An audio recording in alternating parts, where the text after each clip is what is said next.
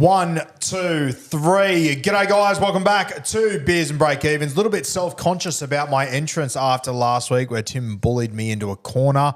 You can't win them all. How are you, mate? I actually haven't slept in a week. I felt so bad for bullying you at the start of the show. For all the shit I give you, you shouldn't, believe me. You're good. You're sweet. It's a square up. Thanks, mate. Well, for all the years of our pain you've caused me. Did you get a haircut this week? Yes. Yeah. What'd you go on Tuesday? Tuesday afternoon. Tuesday afternoon. Who do you go to? Who's your hairdresser? Bangs and Whiskers, Carringbar. What's it called? Bangs and Whiskers. I'm pretty sure that's a strippo, but that's fine. Kat, how are you? Very well, very well. I was going to say, Bangs and Whiskers. Sorry. Check it out. Bangers and Whiskers is very strange, if true. I was going to say, I usually edit out the 1, 2, 3s. Leave it in today. But I have to leave them in for context now. Yeah, leave them in. For some people, it might be the first time they've heard a 1, 2, 3. You know what's really funny? I was told to do that in my first, when I first started podcasting. I just always did it, and it helped me with my stutter as well. But I'll never forget the first episode I ever uploaded to my podcast, interview with Kuma Stallion and Brett White. I remember I uploaded and I listened to the first time and I left in the 1, 2, 3 and it sent me into absolute fucking panic stations. Your first interview was Whitey. Yeah, Brett White. First ever episode. Yeah. How's that for an omen? Yeah. From Kuma. Kuma's greatest ever stallion. Yeah, there's only 4 people from Kuma. I know all of them. It's unbelievable. You know what else is good? I remember you asking me about, might have been 6 or 8 months ago, and you're like, yeah, we did a podcast years ago, and I'm like, when Playbook sort of started. Yeah. And I was like, no, we didn't. And you're like, I think we did. And I brought you around to convince you that we hadn't done one. Not that long ago, it sort of popped up somewhere. So we did. So yeah, I know we did. Yeah, we 100% did. You're too much of a big timer to know me. Too much of a fucking superstar of the SuperCoach. Hey, I jumped on, didn't I? Second overall. I'm not going to remember everyone. Well, Unbelievable. I don't reckon I was second overall at that point. I reckon that was you never should have been. You didn't deserve it. That's evident. On the 1, 2, 3s, I was just going to say, because I knew Guru when he didn't have a producer. I was actually editing his stuff, working for Acast, which is the podcasting company that we host stuff on. And whenever he would send raw audio, I'd always hear the 1, 2, 3 intros and yet another. And I used to cut those before I knew that I'd hear them every single day right into my ears. What a lazy prick. Why wouldn't I cut it myself? You were pretty good for the most part, so don't worry about that. But that would have honestly taken me maybe 4 seconds but on a slow day. It's because we probably asked you for something and gave you an unrealistic deadline. How time flies. Was that about 4 or 5 years later, Guru's the majority stakeholder in Acast. Shut up. You're a dickhead. All right. Now we have got our roast today of the one and only Tim Williams. Now, I am going to really enjoy today, and I'm going to open it with a little bit of a compliment to Timmy because, as I said, years ago when I wanted to start a SuperCoach show, I thought if I'm going to do this properly, I've got to go out and get the best in the business. So I went and got Tim Williams. He was the 9th person on my list, the first one to reply to the text. Went and got a beer, and I thought, beautiful, I've landed the big fish. This is fantastic. This has been your worst season by far and away, Timmy, and it's been a pleasure and an honour to be by your side for it. But mate, this is a rarity that I'm really going to enjoy, and I imagine for someone that is as consistent as you, this one must have sucked this year. It's a hard one to sum up, bro. And I was like, I think like last year I was 4,000 or something. That was my worst season by a fair stretch in like near enough since I'd started playing. Yeah. This year was just a whole nother level. This year was, for me, watching you, like I remember watching you last year and like you were genuinely upset about it. This year was so bad it was almost had a bit of fuck it to it. Like it's just beyond ridiculous. Well, mate, I touched on it last week, but in your roast episode, but one thing I never do is worry about ownership when I make my trades. I'm like, if I think it's the best player and they're 60% owned, I get that player in. It just doesn't even sway me. And like, whereas I know you do look at ownerships and go, no, screw it, I'll go left foot and do something different. I just go over who's the best. Or I might go, all right, someone's 2% ownership, someone's 70, I have this decision to make. But I'll go, the 2% owned because I think they're going to score better. Yeah. Because I think I was chasing this year more than I ever had, I started really doing that. And there were players like Jerome Hughes, even we'll get to it, but late in the season, I went like a Pappy over Tom Trebojevic. Yep. There was other reasons to it, like contextually, that made a bit of sense. But I did it. I'm like, well, I have to make up ground. I did it with Lomax in the back end. Even in the final game of the season, I went Fa'alongo over Jerome Hughes, who I tipped as the highest score of the round because I'm like, ownership. Like I needed just something different. Yeah. Every time I did it, it just killed me. Yeah, for sure. And I mean, like by the time we get to the back end of the season, like I think there is a lot of value in doing it, but it's got to work out for you. And when it does, it can be enormous. But yeah, it's been very interesting from my perspective to watch you adjust what you do and sort of being not step out of your comfort zone, pushed out of your comfort zone to do things a little bit differently. Yeah. First. So I've thoroughly enjoyed that, and I'm going to enjoy it because I'm very confident we don't see it again. But we can hope. Oh, my God, we can hope. And it'll be fascinating going through these trades. I've had a bit of an eye on them, but I don't think there's anything, give or take a couple here or there, there's nothing that bad. And you summed it up last week. It's more about the people you didn't get in than the ones that you did. Yeah. I missed out on players rather than made a bunch of bad sort of trades. But, and mate, like I'd love to sit here and blame injuries and things didn't go my way, but I don't recall having a significantly worse run of injuries than others. I copped a lot. So did everyone. Yeah. Like it's SuperCoach. Yeah. I'll tell you what, like I see in the comments sometimes people are like, oh, Guru and Timmy just have the same team. I'll tell you what, the first 8 people that Tim traded out, I only owned one of them at any point this season. Like we had and mate, there are so many names on this list, and I'm not saying they're bad picks, but they're guys that they just never even came across my mind the entire season, as I had a lot in my side as well. But it's interesting how different we were this season. Guys, as you saw last week, $50K went out to the great Blake, another $5K from Blue Wealth Property, another little bit of kitty from me and Timbo out of the skyrocket there. But Blue Wealth Property putting up $5,000 every year for the winner of Beers and Breakevens.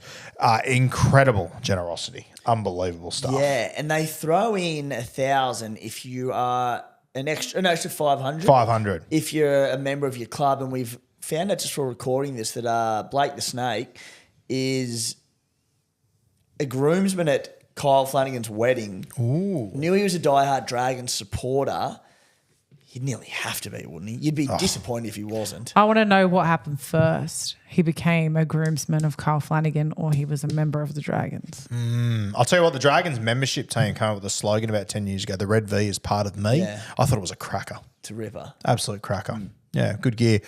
Yeah, it's like the egg and the chicken, right? Yeah, exactly. Like, groomsman or the do membership. you become a groomsman for being a member, or do you become a member because you're a groomsman? Like, what's the go? Yeah. Cracker for question. We'll have to get him on at some point. He seemed like a very good fella. Good fella. Looked like he knew how to delete a beer to me too. Yeah.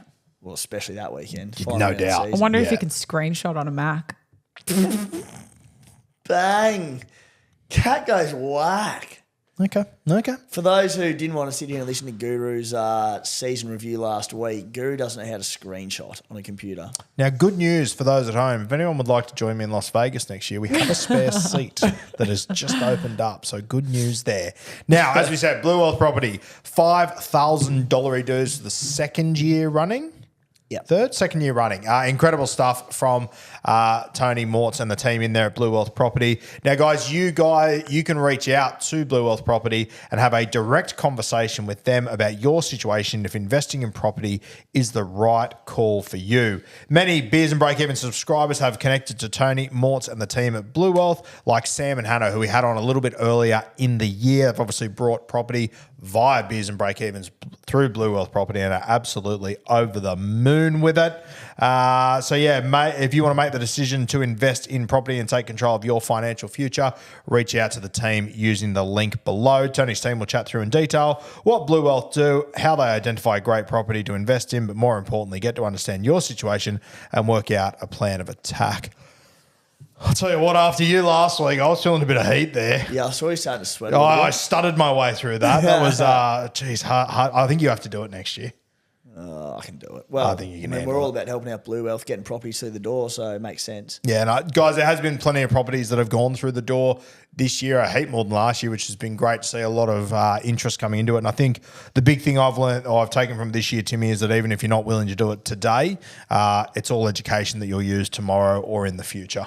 Education is key. Yeah. Mate, I've said it time and time again, but like I've chatted to Tony and Mort about these sort of things and investing in property, and as you said, you find out where you're at. Like, are you a year away? Can you buy it at the moment? Are you 5 years, 10 years? It helps you reach these goals and like get on the path of doing it. So, of course, you know, we're shutting up shop for a few months before we get back into the preseason. But if over the next few months, back end of the year, you're sitting there and you want to go to any of the events, any of the webinars, any of that, you want links, just hit us up, flick us a message, and we'll steer you in the right direction. Yeah, we can always sort you out. You know, right. I was just going to say, you know, who would be great for a discovery call?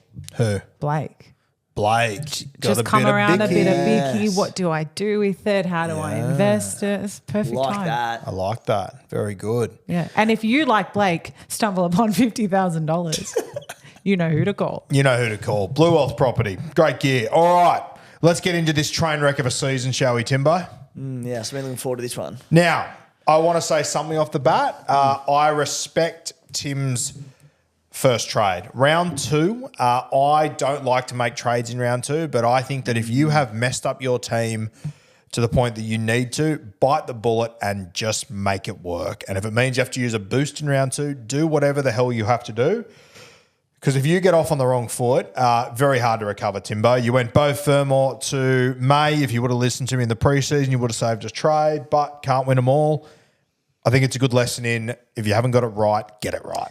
Yes, well, as like you said, I'd try not to use trades round 2 if avoidable. I've picked players for a reason, so unless I've drastically got something wrong, I try to avoid it. I used one, as you mentioned, in that round 2. First opportunity to make trades of the year, and Terrell May, my front row from the get-go just wasn't quite there. Yeah. And I had a couple of little issues, so I got Terrell May in there, which it ended up being one of my best trades of the year because you look at his overall season average of 60-odd. I sat him for times he came off the bench. I obviously started him every time he started, and he was sort of my second or third front rower for a major part of the year.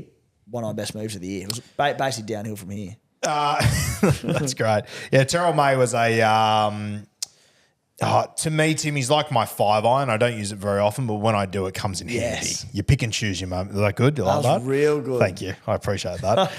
Mate, round 3, I used a boost here. You just had the 2. Helam Lukey came out. You were very high on him in the preseason, as did Trindle. You brought in Brooksy and Curran. Curran turned out to be very solid throughout the season. Luke Brooks had his moments, though, in the start of the year. Thoughts on the Brooksy trade? Firstly, Lukey got injured, which really hurt to begin the year. Trindle, it's funny because Trindle, back end of the year, ended up being a bloody superstar for Supercoaches, but didn't do it at the start when I needed him. Brooksy, this was a gut call that I probably didn't quite get right. It wasn't costly by any means. Like, he scored okay for me, but just didn't really sort of make any money. Just having a look up, I end up selling him for a similar enough sort of price or a bit of a drop, but I just loved what I saw in Vegas. And then can't remember, I'll get up, he played in round 2, but the first 2 weeks, he then went and put 80 on the Roosters. Yeah. And I just went, we've always known that Brooks has had talent, but he just looked like he was a perfect little foil to Daly Cherry Evans and Tommy Turbo, and that he was running, and I thought, I loved everything I saw, and look, didn't quite pan out how I wanted, but yeah. A couple of other elements to that, like when you have a look back then, you know, Brooks had Turbo out the back of him. He had Burbo running short, who was flying as well. He finally had the dominant half. He could chime in. It made sense at the time. I was very scared not to own him. Mate, we got to round 4. You used your first boost. I feel pretty strongly after a few seasons of boosts, I like to use them early to make sure you get your team right. I think they are a little bit overrated, if I'm honest. Where are you sitting with boosts after a few seasons, mate? Funnily enough, despite having a bad year, I reckon I'll attack it very similar this year to last year. I think we saw lots of people and sort of well-known super coaches that have had success in the past go hard pretty early with them. Yep. I'd used my 4th boost by round 9. My gut feel says 4 boosts anytime before Origin, even if the 4th one is that round 12 leading into setting your team up for round 13, whatever it might be. But yeah, I like 4 of them relatively early in the season. I still really like the fifth boost saved for post-origin period, where it gives you the upper hand on people to get your team where you want it to be. And we'll get to that fifth boost that I used, and I love the timing of it. I just pulled the wrong trigger. Which triggers did you pull wrong, mate? In round 20. Oh, sorry. I think you meant this week. I pulled the wrong reins in round 20. In round 20. Okay, but I stand by. I think having that for post-origin, set your team up. I really do think that's the play. I probably brought forward a few of my boosts a bit earlier this year, and what I've seen from other people who did well, they've used them early. So I like, 4 of them anytime before round sort of 12, and then saving one. I forgot you started with Torpiki. Yep. That's wild. He was going well too. Yeah, he was. Yeah. Got injured. As I said, from the first 8 players that you traded out, I only owned one of them at some point throughout this season. That was Nath Cleary. So Torpiki, round 1, 49. That was with I think it was a HIA. Yeah. 51 against the Storm. And then he was 35 in 47 minutes in that third game. He had no tries in these games. Had 1 try, so his base was great. And then he got injured. I'll tell you the other one that stands out for me there, Piakura. He was owned by 159,999. The only person that didn't own him was Kathmandu. That's right. And she talked him down from day one, and I couldn't believe it, and she absolutely nailed it. Mate, you did a similar play to me with Blaze Talungi. You brought him in round 5. You sold him in round 6. You went to James Scheller, who made us an absolute truckload of cash. We love to see that. Round 7, though, mate. I didn't realise you brought Dallin for $700K. Holy. Now, if I can put this on a quote, Toll, I believe I said to you I'll buy him in a few weeks for a pie and a Coke, just trying to jinx you. And I can't believe how it played out. Off the back of last season, how well Dallin went and how much he hurt everyone, this couldn't have gone much worse, the DWZ play. That is correct. This was my worst trade of the season. At this point, he was averaging in 5 games about 75, 80, hence the price. I got him that next week for the Dragons clash. I remember he scored a try on the buzzer just about. He scored 61. He went 61, 47, 25, 23, 30. That was one of the plays where I'm like, firstly, I just thought more of the Warriors. I thought they'd had a bit of a lean spell, then they'd bounce back to a bit of form. And I go, cool. I think they can go on a run, the right edge, they'll start to hum again. And I just got it wrong. They didn't. Yeah.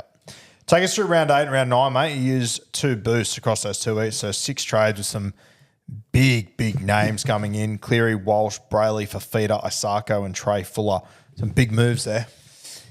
Yes. Reece Walsh, I got him in and he scored really well for me. So I ended up flipping him for 680. So not a massive profit, but he got bloody injured as well, I think.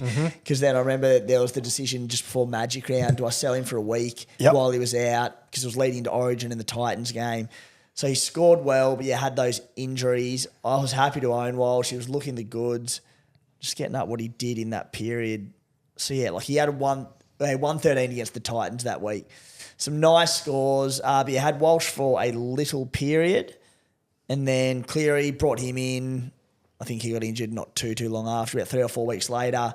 And then the Jaden Brayley one, that was to fund one of the other trades. And Brayley was a bad move, but thankfully I started the year with Reece Robson, which ended up being, he averaged 60 or 61, but funnily enough, one of my best moves of the year. I just didn't have to dick around at hooker. So I ended up carrying Robson and Brayley till the end of the season. Yeah, I agree with you. The Brayley one wasn't a great move, but because you nailed Robson, it never really hurt you. Yeah. The only thing that hurt me a little bit with Robson, super durable and played all these games, but he rested after, I think, Origin 1 and 2. Yeah. And one thing that I am going to throw this down to a bit of shit like,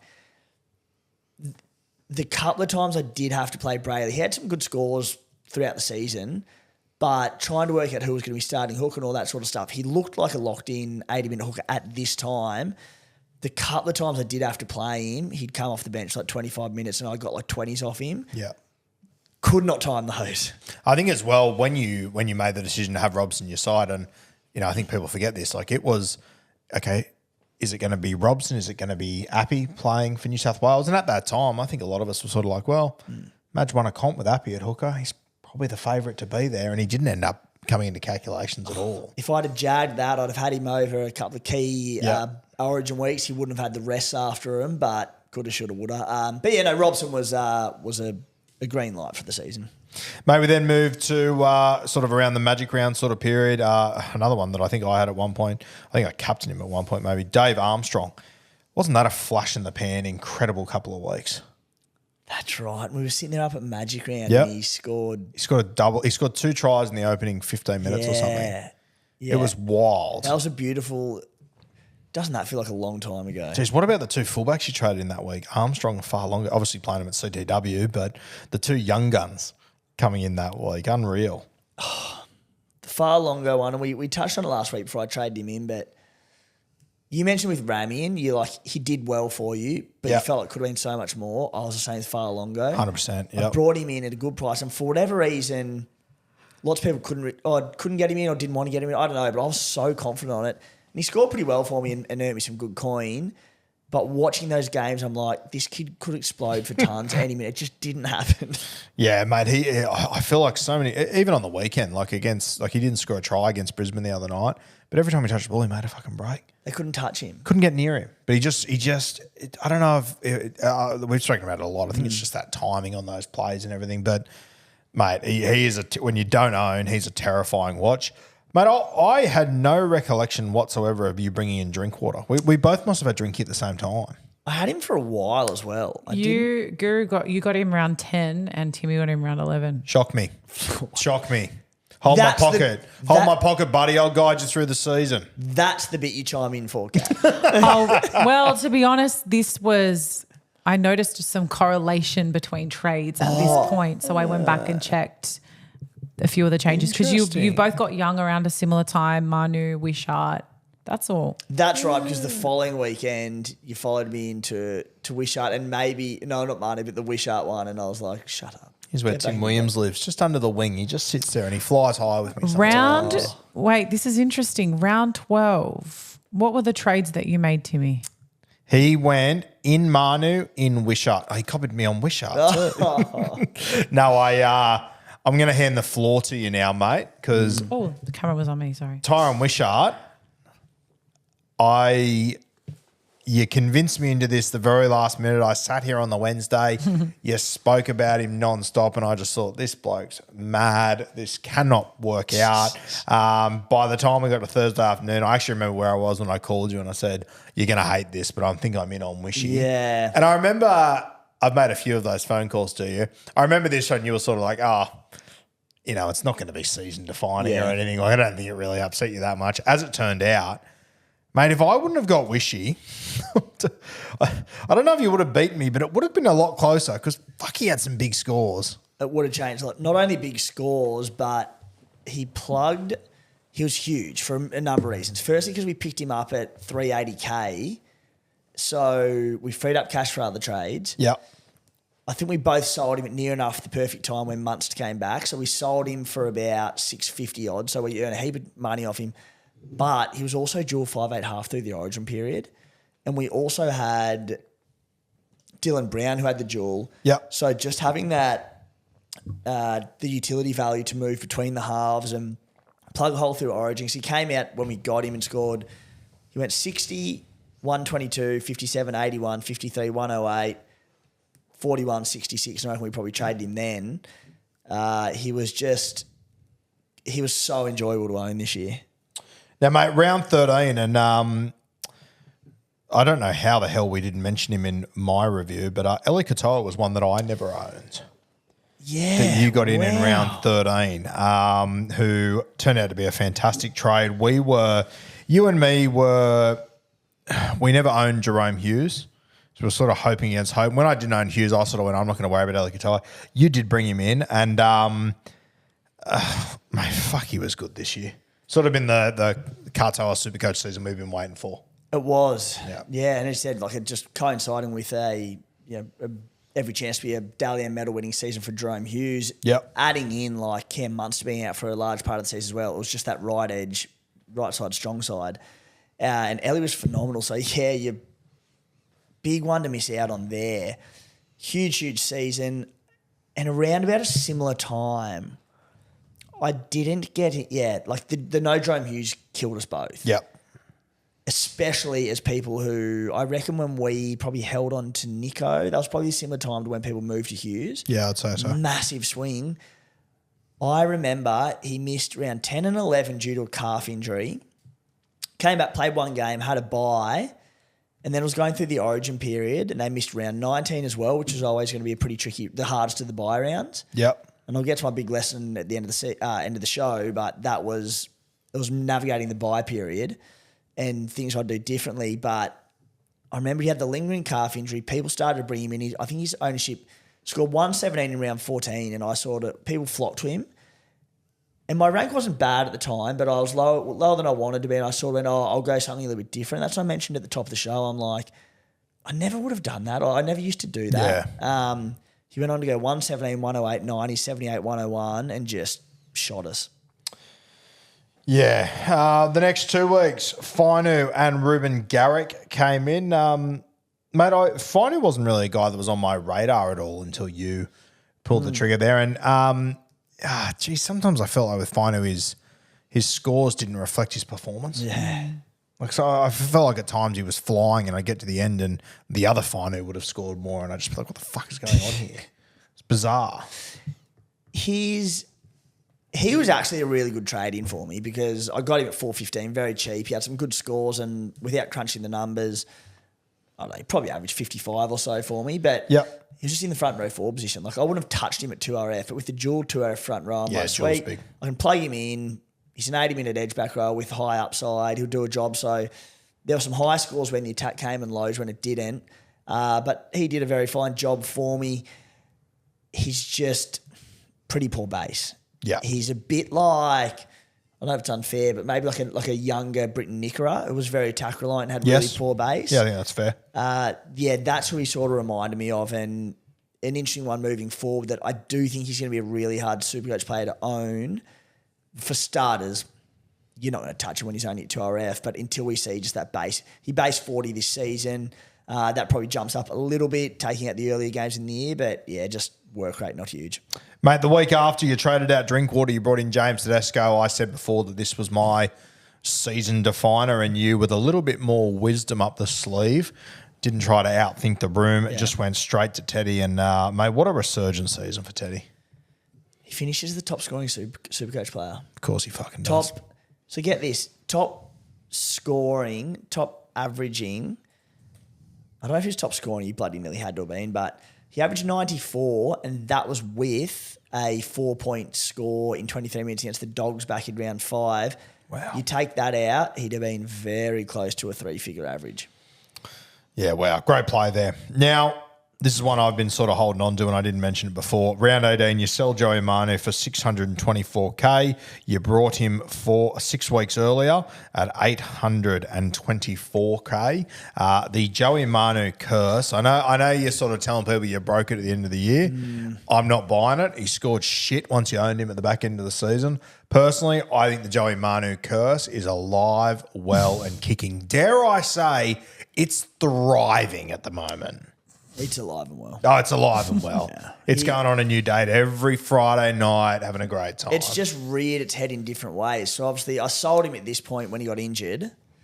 And let's just add in as well, he wasn't injured at training on doing captain's run and twinged his hammy. He wasn't injured in the 77th minute due to fatigue. It was 30 minutes into the game and he was on 48 points.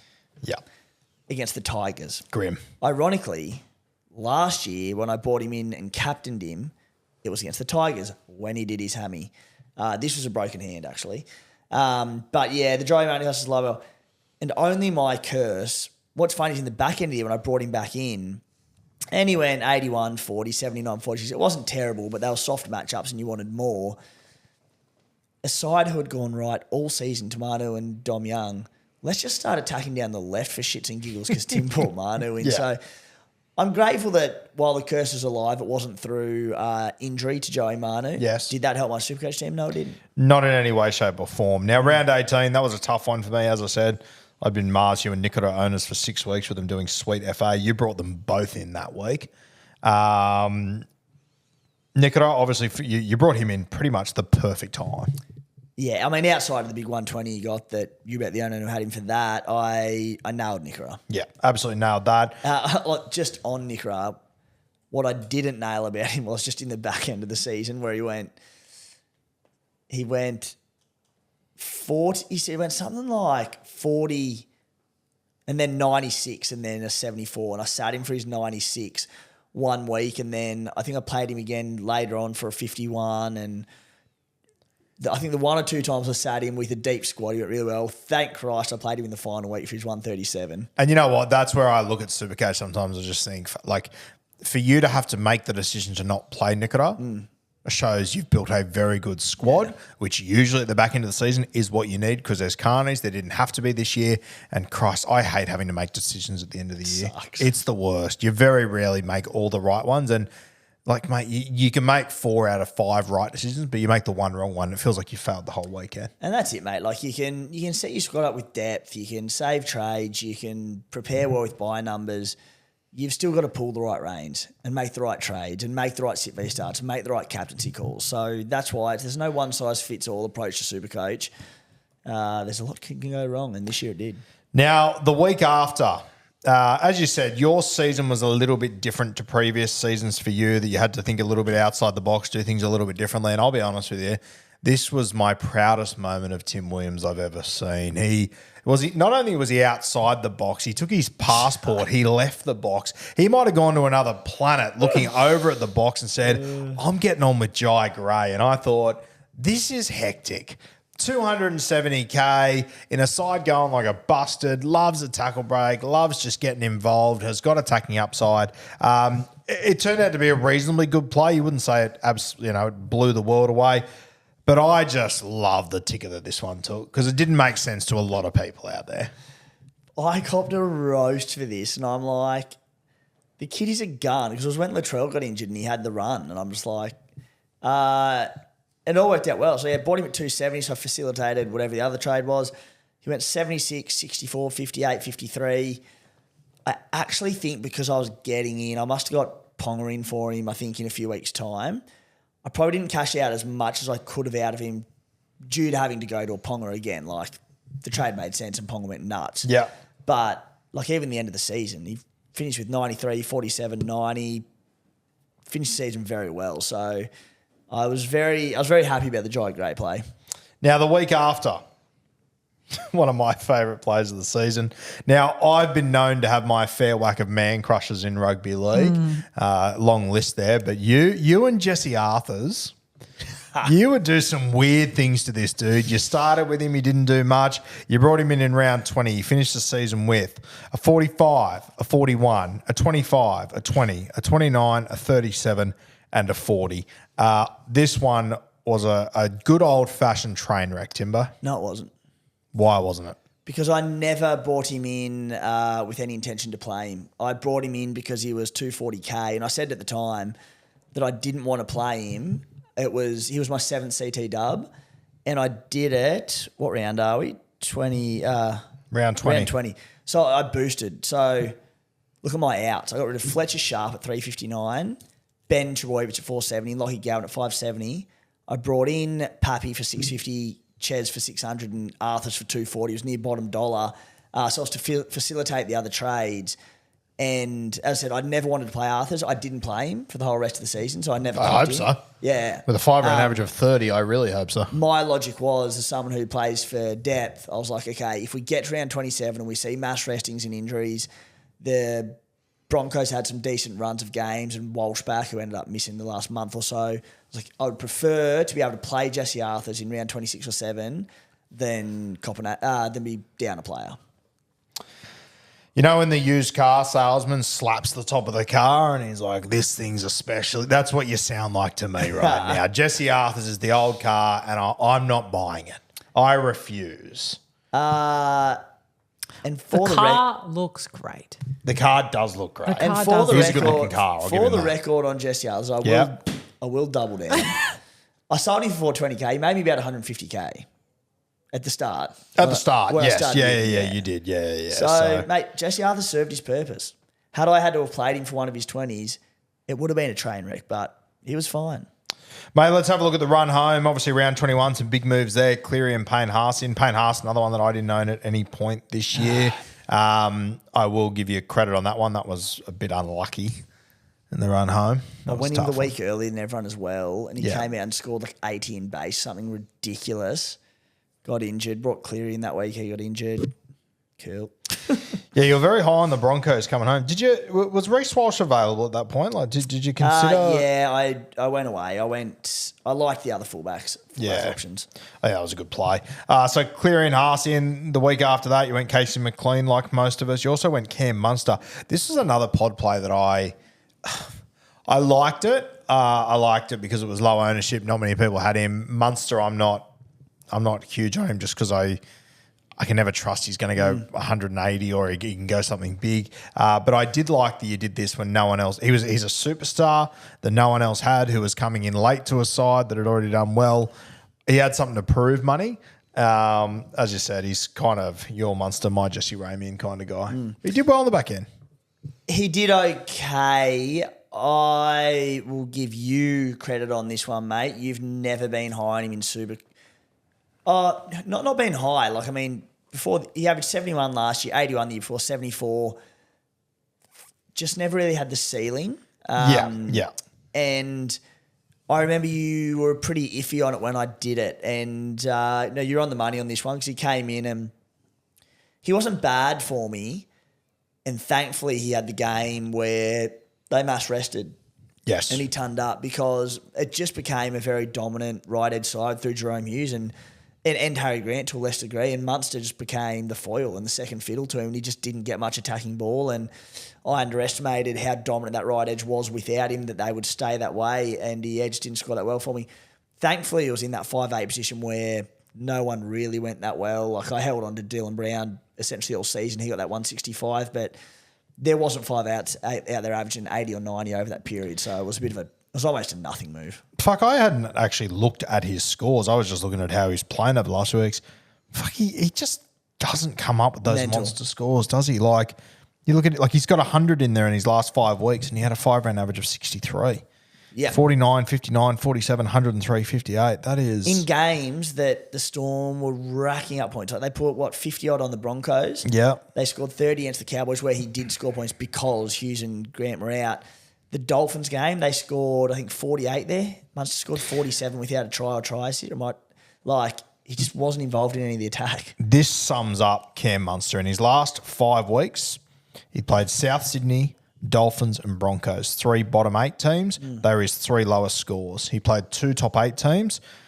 Cowboys, he scored 103 with no one around him. And against Penrith, his second highest score in that run, 59. It's insanity. Even like throwing in his next highest score in that 6-7 week period was 63 against the Dragons. Okay, it's terrible. They lost that game and he had to get up and do extra shit and he scored well. Yeah, he's a hard one to catch, the old money man. And mate, even when you go and have a look at the start of the year, like he scored 148 in a game. That was against South Sydney. Usually those are the games he's quiet for. Yeah. He's a headache. He's one that I just don't like to think about. He's one that we get to the start of every year and everyone's keen on him in draft and I just go, no, not for me. You just can't do it. Mate, you finished the season with Kalen Ponga, brought him in. Taniela Paseka, you caused quite a stir here. I think this is a little bit similar to the Jesse Arthurs situation. I just have no recollection of the Arthurs one. But the Paseka one, your explanation was good. There was still a couple of people out there who couldn't wrap their melons around it, which I loved and pushed them forward. I thought it was great.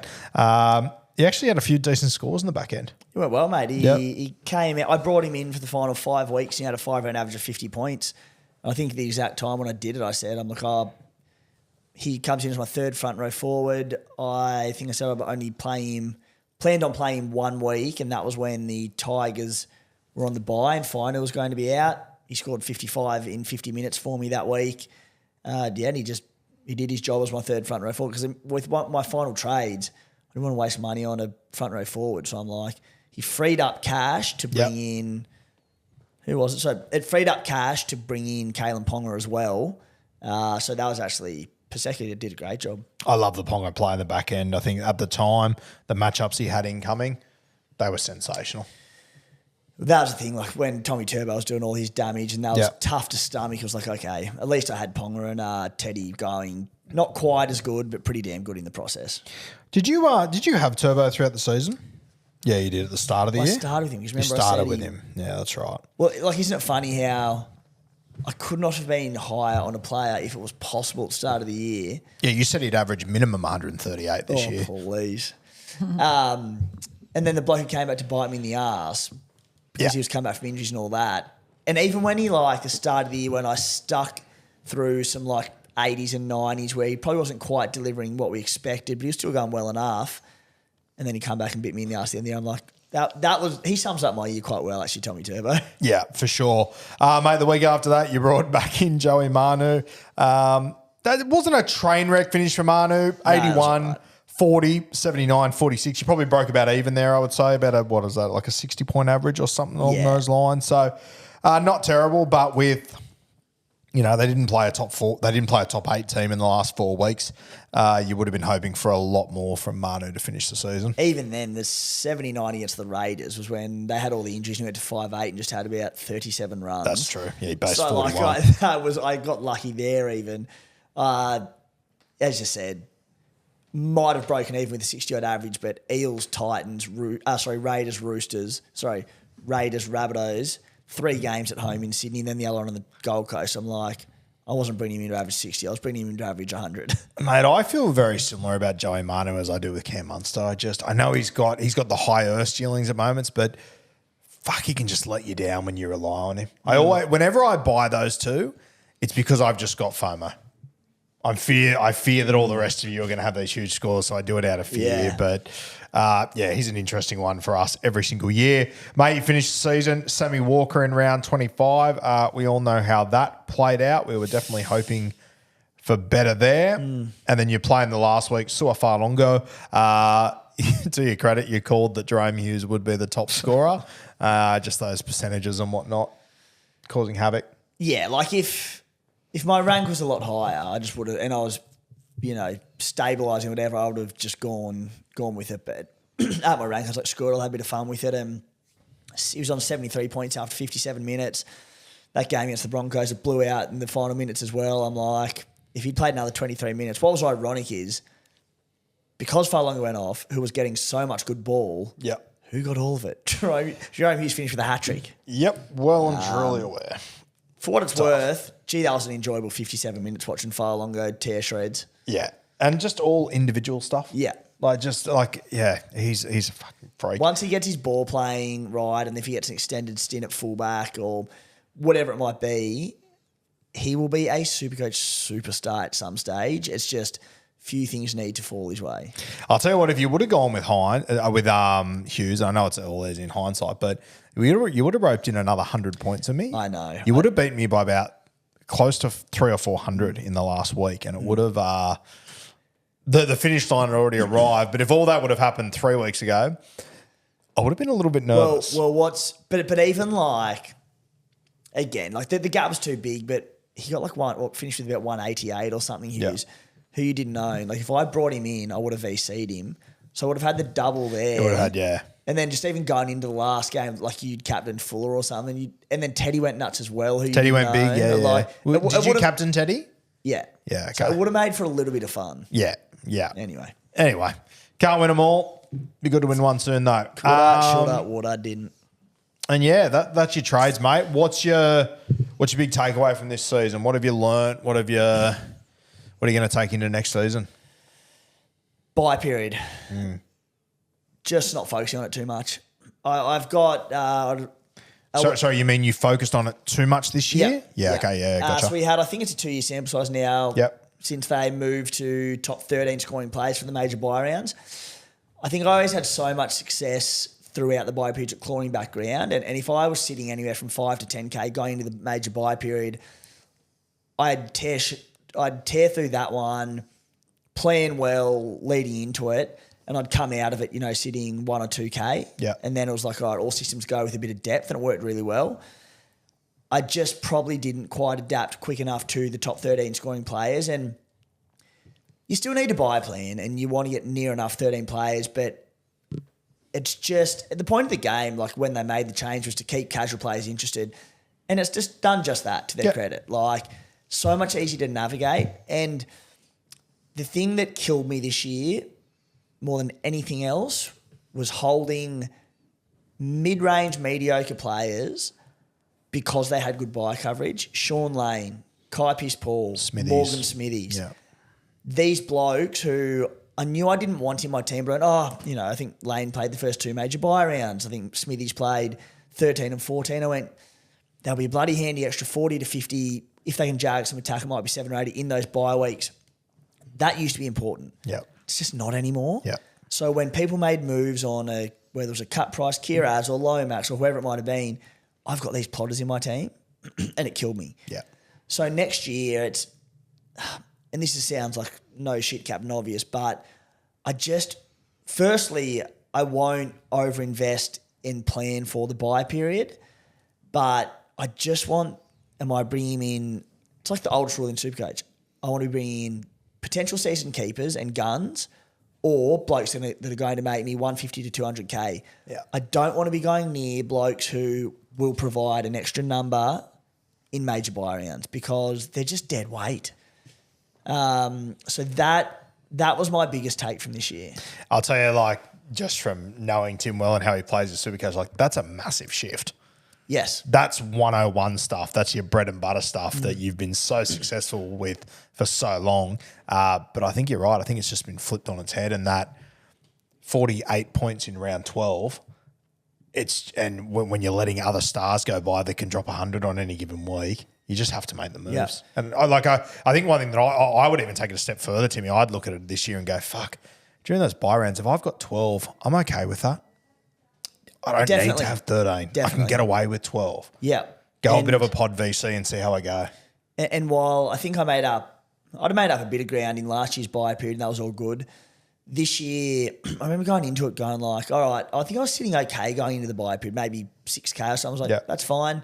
I'll make my move during the buy period. And I dropped like 5,000 spots through nothing drastic, no major injuries. I just did. And it was like, as you said, because I didn't go for the high upside guys who had lesser buy coverage, it was just a killer. Yeah, for sure. Mate, anything else to take away from this year? Seeing what else I've got here, but... Can I ask you what like, for me, looking at you, I G up about being safety Sam and whatnot, but it has been a very effective strategy that's worked for a long time. You lent more into a little bit more rogue plays this year. It has burnt you a little bit. Do you think you have shifted your mindset a little bit more towards taking more risk net in the coming seasons? Well, remember at the start of this season, I said I was like, I'm going to go away from safety Sam a little bit. Yep. Yeah, because I think you told me to take off my high-vis jacket. That sounds about right. Yeah. And I was like, I said nothing dramatic, but not so much back the gut, because I always back my gut, but, go a few left field options here and there and take a few more calculated risks. I did that. How'd that work out for me? Yeah, I don't think they are what cost you, though, to be honest with you. I still think with that same strategy, you will do very well over the next few years. That would be my thing to you. Yeah. Don't get rattled by this season. Yeah, but that's the thing, like, people go, a bit playing too conservatively. I said, I used 4 boosts by round 9. Yeah. And I used... you didn't play conservatively No, this year. I had a few left field trades in that. So it's like the first time I did sort of stray away from safety Sam a little bit, it's my worst season. So I'm like, don't get me wrong, I'm not going to go back to safety Sam, but there's merit in the conservative approach to it. As I said, I've got to go back to just not looking at any ownerships of players and taking that into consideration too much. But I really do think it was the buy period killed me, and I had good numbers for all those buy rounds, and I hardly made grounds, even in the major buy weeks. I don't even know if I jumped up at all. It was like, it was just a waste of time. Aaron Rodgers famously a couple of years ago just locked himself in a log cabin for a couple of weeks in the off season to be with his own thoughts. I reckon Timmy Williams is in for one of those off seasons. Bit stewing away, and I think he'll be back with a bang next year. Yeah, there'll be some broken windows and doors in that cabin by the time I get out of it. Yeah. I'll tell you what, it sets us up for a good year next year, though. Off the back of this train wreck, it's I'm very keen to see how it all plays out. Coming back with a vengeance. How good. Will that do us, mate? That'll do us. That'll do us. Unreal stuff. Guys, we're going to actually, we're a bit short on time today. So me and Kat, I'm going to go through her team. We're going to do a bit of analysis thing on the Rugby League Guru podcast over the next few weeks. So stay tuned for that. A lot to take in there. The Rook. I know. Coming over from the F word. This is true. It is weird seeing all of your trades in one place. It's the most intimidating thing yeah, of all time. like I rarely, let's say, reflect on my behavior, and it really makes you do that. So it's quite interesting also seeing the synergy between certain trades that you guys made and then where I was clearly influenced as well. But yeah, very interesting. Yeah, it's wild to look back and think, was I drunk for 27 weeks? It's crazy. I thought just 26. Yeah, wild. So we'll get to Kat soon. But guys, that'll do us for Beers and Breakevens this year. Thank you for joining us this year. It's been a tough and grueling year. Normally we've been on top of the pack and doing well. We turned up. We turned up. We always turn up. But it's been a very different year from us. We'll be looking forward to hopefully getting back on top of those ranks this year. And shout out to all of you that gave us shit in the comments this year. I thoroughly enjoyed that because normally it's us throwing shit left, right and centre. I thought it was great and you let us have it, which is unreal. From you, Timbo? Yeah, just a big thank you to the Beers and Breakevens listeners for the support throughout 2024. We absolutely love it. As you said, mate, I think we try to drop some Supercoach knowledge out there on this podcast, but also a bit of fun with it and take a bit of piss and throw some sledges around and just enjoy the great game that is Supercoach. So, mate, we're pretty lucky. We've got a good audience out there who tune in. So, thank you. We've got the greatest audience. And to see you all up at Magic Round, it was the most humbling thing of all time. We might even look into a bit more audience-based engagement next year. I think so. More, bend the arm a little bit more, cut more beers, getting out and about. Yeah. Ideas. Yeah, we've got a few things that we're trying to sort out for next season. It'll be very exciting around Magic Round and other things. So stay tuned for that. We did our first merch drop this year, the hats. They went very quickly, which was super exciting. We'll be looking to do more of that in the future. And as Timmy said, we're trying to get a bit more of engagement from you guys in the show. Anything you guys want to see us improve on, add to the show. We obviously had the late show this year that we sort of put together a few weeks before the season kicked off, and we're still working out how we're going to go about that in the future. But we're always keen to hear your guys' thoughts. At the end of the day, it's what's going to help you guys. So whatever that might be, let us know. Send us a message. Give us ideas for next year, what you liked, more so what you didn't like, so we can sort of adjust there. We're always open to feedback from you guys to make. Beers and Breakevens, the best show it can be. We were the number one league this year.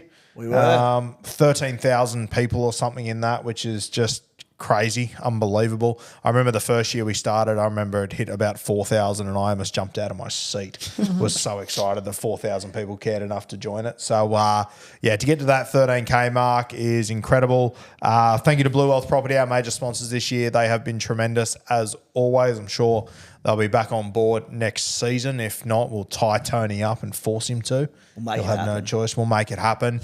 Also our debutant that came on this year, Kathmandu, has made a huge gain to us on the show. So thank you for all your efforts this year, Kat. It's thank you very much. Yeah, a little peek behind the curtain. It's a bit hectic here on a Wednesday because we do the show early. I have to go to about even. Kat's has to get things sorted for Timmy. Then she's on her own for a few hours. So thank you for all your efforts this year. That's the highlight. The time I'm on my own is definitely the highlight. No, but Kat's done a lot of our content and everything this year and just a lot of things that have made life for me and Timmy a lot easier that allows us to concentrate on this shit despite what the rank says. So thank you, Kathmandu, for all your efforts. We appreciate you as always. Without Kat, I'd have been 30,000th. Love that. And yeah, guys, thank you for your support this year. As we said, it has been unreal and we're looking forward to a big season next year. We'll be coming to you in early, sort of late January, early February, around that month. It'll be no later, mate. we'll be back into it. I've got a season to rectify. We won't be that far away. Yeah, we'll be back into it nice and early. Stay tuned for more content coming in the new year, and you'll still see us around on Bloke in a Bar and whatnot doing our thing. I'm going to miss Supercoach this weekend. I'm not. Oh, yeah. Actually, after draft, I'm probably not. Fuck it. You're right. Okay, I'll stop carrying on. We'll see you in 2025. Cheers, legends.